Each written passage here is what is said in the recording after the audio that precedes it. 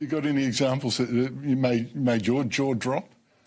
Well, a lot of them are sort of confidential, but it's when ex-employees get really riled up and start posting sort of confidential information to really try and destroy a company, and you really have to ask why. So, obviously, this is really damaging. Why haven't companies been doing more about it? Most of them just don't know how. There's an attitude out there that you just have to put up with it. Businesses are sort of taught it's just part of doing business. You've got to cop this negativity out there because you're putting yourself out there, and it's just part of it. And if you try to remove it, you look bad.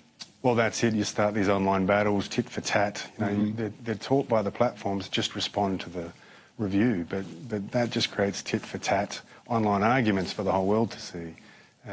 They just think that they have to put up with it, even though their business is suffering. When in fact you go through, track it down and remove it.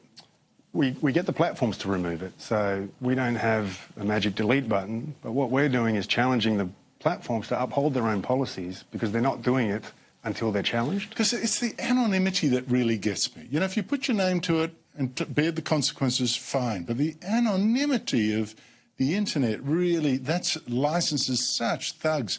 Here's a trick question. What about reviews of businesses that, say, this place is great, this pizza is the best ever, ever, ever, ever, and they've been posted by the owners? The platforms will aim to track that as well. We all know that it happens. If you look at it, one negative review is going to do far more damage than one positive review is going to do you good. True. People do doubt negative reviews a little bit just because we know it's possible. For some reason, they tend to trust negative reviews more because they think, well, there's a better chance that really happened. That's human nature. Absolutely human nature, I'm afraid. I was looking at research by Choice back in 2015. Show that you could actually buy 20 long and very lovely reviews of your business for as little as $31.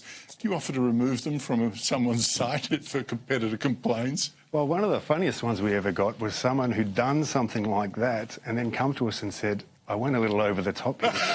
It actually happened. Can you help me get rid of some? Because it just doesn't look natural anymore. Because I do say, like when you go and say TripAdvisor and you've got, 50% think it's excellent, 10% think it's good, and there's 5% that say it's terrible. You think, I can sort of trust that. It's when you get some sort of joint that's got A1, A1, A1, A1, that's when I start. If I don't see any negative, I don't trust the positive.